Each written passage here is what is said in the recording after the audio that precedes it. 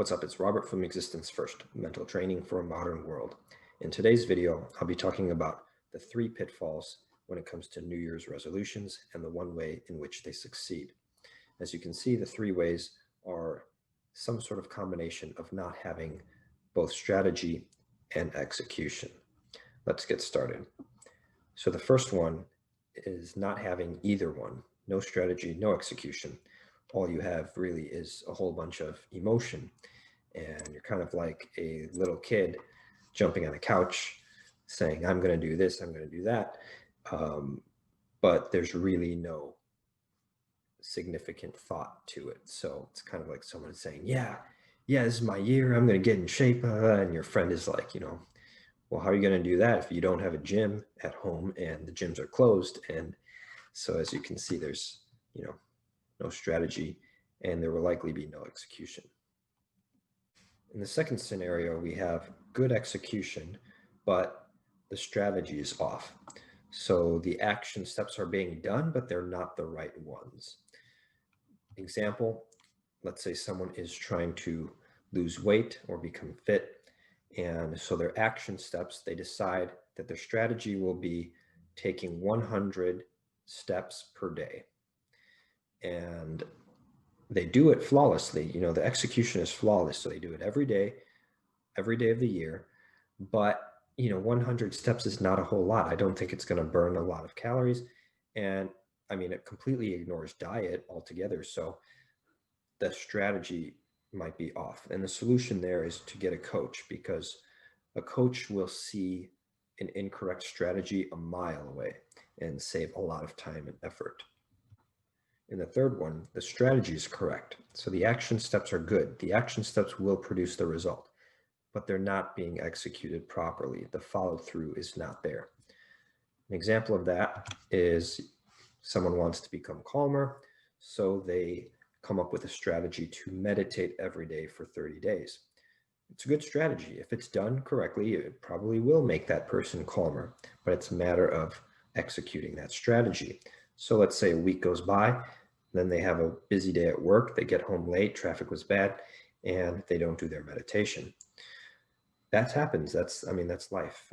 The best strategy I've found for combating that is what I call the countdown technique. So you grab a calendar, and if your goal is to meditate 30 days in a row, then you write 30, 29, 28, 27, 26, etc. And then each day that you meditate, you cross out that number. So you essentially do a countdown. This is very, very effective. I haven't missed a workout in over a year thanks to this technique. However, be aware that you're going to face some really strong emotions on certain days, because you're going to not want to do the task. And it will be a situation of just pure discipline and mental control, I guess, to follow through even when you don't feel like doing it. The good thing about this strategy is that the more, X's that you accumulate with time, the easier it becomes, because, you hit 15 in a row and it's like you don't want to stop because you feel like you're on this big run and you've got this momentum. It's great. But yeah, be careful for day 4, 5, or 6. That's when it really starts to hit like, maybe this was the wrong idea. Maybe I shouldn't be doing that. And when that hits you, you just gotta hit back harder.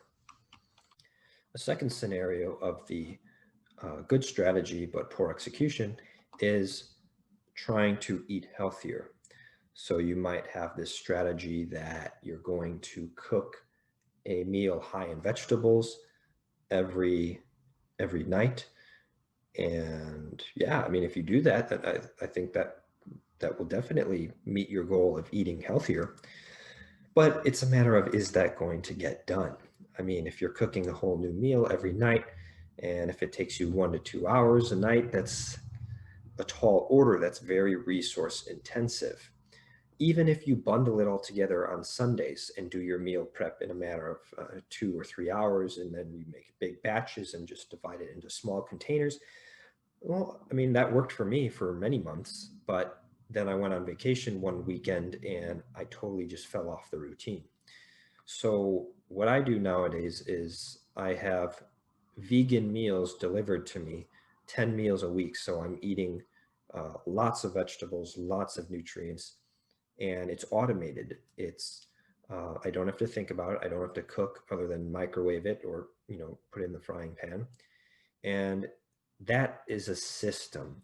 That is a low resource consuming system. So we have to get away from this term of New Year's resolutions and instead start thinking in terms of systems, New Year's systems. Scott Adams, who is the creator of the comic strip Dilbert, has a great quote, which is, "Losers have goals, winners have systems." Losers have goals, winners have systems. So one thing that I learned by putting together this video is that people approach New Year's resolutions with the wrong mindset. They approach it with the mindset of a consumer or a shopper. When you go into a store and you say, "Ooh, that looks good. I think I'll just get that one." And so people look at these New Year's resolutions that they could possibly go after, and they're like, "Ooh, that one looks good. Yeah, I'll take that one. Yeah, I'm going to do this New Year's resolution."